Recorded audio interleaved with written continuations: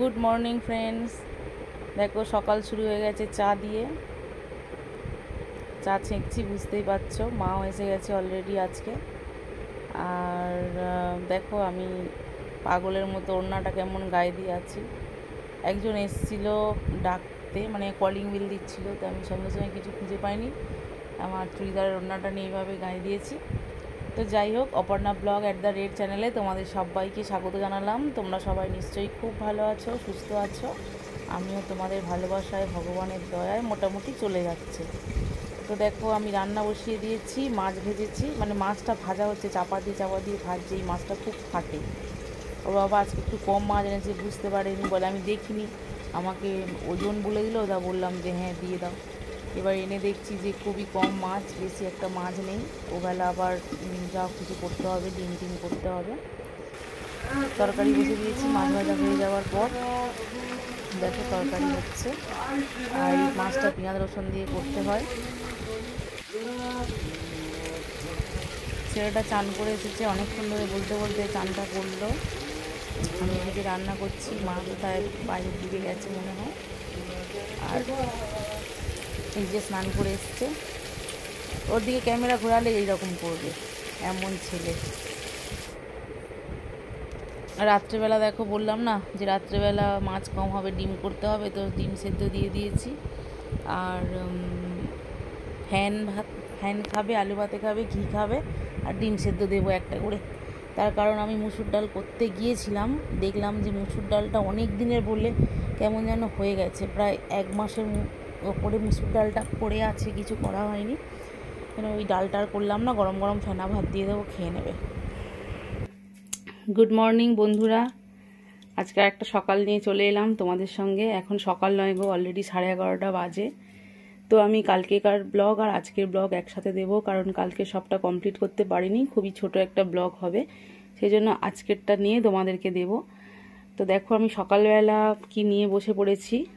Actually সিঙ্গারা এনেছে মায়ের জন্য।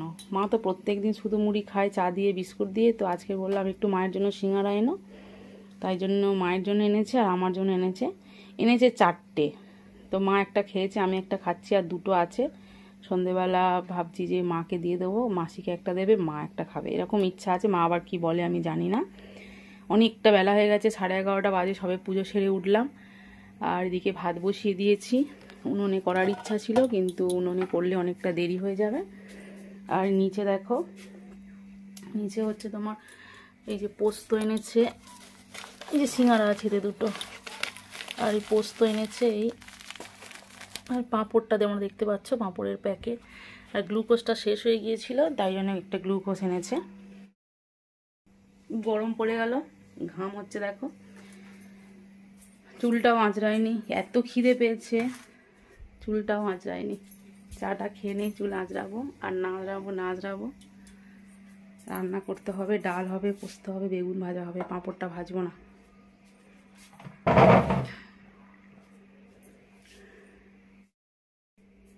দুধটা আলগা পড়ে আছে, দুধটাতে চাপা দিতে হবে।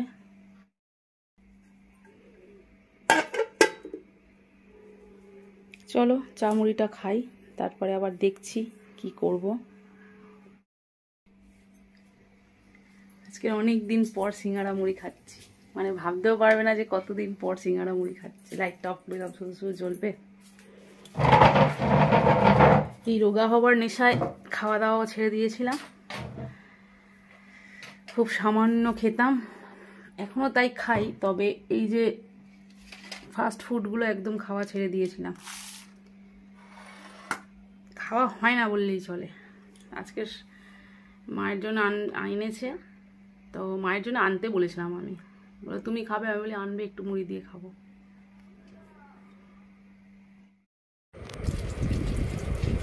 দেখো বলেছিলাম যে গ্যাসে উনুনে আসবো না, দেরি হয়ে যাবে, তো উনুনেই আসতে হলো। তার কারণ হচ্ছে গ্যাসটা হঠাৎ করে শেষ হয়ে গেল, সিলিন্ডারটা আর ভরা হয়নি, ভরো করে আর ভরেই নি। তো ফোনে খুব ঝগড়া করলাম, কারণ এখন তোমাদেরকে বললাম এমনিতেই অনেক বেলা হয়ে গেছে, তারপরে যদি আবার উনুনে করতে হয় তারও মাথা গরম হয়ে যাবে। মা বললো অত রাগারাগি করিস না, চল আমি জোগাড় করে দিই, তুই উনুনে বসিয়ে দে। তো সেই জন্য উনুনে চলে এলাম। অনেকটা বেলা হয়ে গেছে, এখন জানো কটা বাজে? এখন প্রায় বাজে ঘুরতে 1:10। আমি এখনও রান্না করছি। তবে হয়ে গেছে, বেগুন ভাজা হয়ে গেছে। পোস্তটা জল ঢেলে দিলাম, একটু সামান্য জল দেবো, কারণ ঝিঙের থেকে জল বেরোবে। পোস্তটা হয়ে যাবে আর ডালটা বসানো থাকবে, মানে খেতে খেতে আজ 2:30টা বাজবেই, একদম ধরা বাঁধা। উনুনে রান্না করতে ভালোই লাগে, তবে কী বলো তো, একটু তাড়াতাড়ি হলে তবে এটা ঠিকঠাক হয়। যতই বলো যে গ্যাসে দেরি হয়, কিন্তু গ্যাসে করলে কি হয়, অনেকগুলো কাজ করা যায়, আর দুদিকে দুটো চাপিয়ে দিলে না তাড়াতাড়ি হয়ে যায়। গুড মর্নিং ফ্রেন্ডস, চলে এলাম আমি আমার একটা ব্লগ নিয়ে তোমাদের সঙ্গে শেয়ার করার জন্য। অপর্ণা ব্লগ @ চ্যানেলে তোমাদের সবাইকে স্বাগত জানালাম। তোমরা সবাই নিশ্চয়ই খুব ভালো আছো, সুস্থ আছো। আমিও ভালোই আছি, চলে যাচ্ছে ভগবানের দয়ায়, তোমাদের ভালোবাসায়। তো চলে এসেছি, দেখো আমার রান্নাঘর থেকে।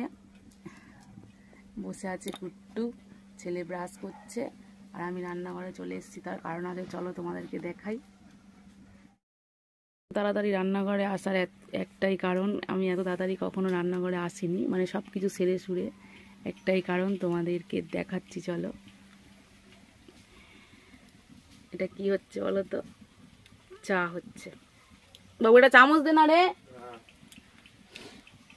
গ্যাস শেষ হয়ে গেছে, তাই উনুনে চা করতে হচ্ছে। যেই চাটা বসিয়েছি সেই গ্যাসটা ঢুকেছে। এখন 10টা বাজে, এখনো পর্যন্ত চা খাইনি। সেই জন্য কি করব, উনুনে চা বসিয়ে দিলাম। চাটা যেই বসিয়ে দিয়েছি, কড়াটা যেই কালি পড়ে গেছে, সঙ্গে সঙ্গে গ্যাস এসেছে, আর তুলে নিয়ে যাইনি, এতেই চাটা করে নিচ্ছি।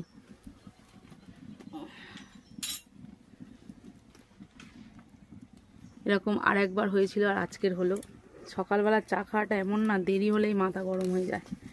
সেই জন্য কী করলাম, যে একেবারে যে জালটা ধরিয়েছি না, এতে রান্না বসিয়ে দেবো। তাই জন্য এতে চাটা করে নিচ্ছি। এতক্ষণ গ্যাসটা আসেনি, কেমন কপাল দেখো। যেই আমি নিয়ে বসলাম, সব কিছু নিয়ে কড়াটা কালিও হয়ে গেল, তারপরে গ্যাসটা এলো। যাই হোক, গ্যাসটা এসেছে, রান্না করতে অসুবিধা হবে না।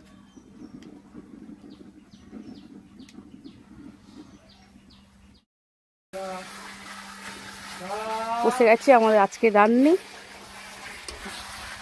এই মেনুটা হলে উনি বসবেই, মানে ঘুরু ঘুরু করবে, আর নো চান্স। যদিও আজকে আমি একটু নিজে থেকেই বলেছি। এই তেলটা কিসে? পেঁয়াজে?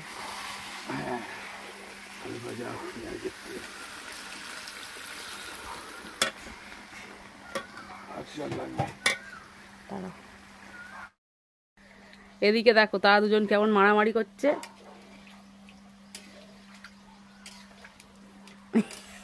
সে কিরকম মুখোমুখি বসে আছে, ওই দেখো।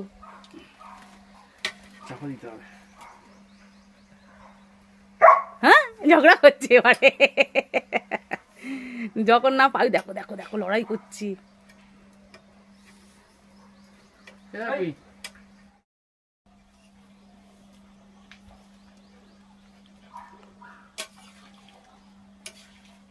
আসছে,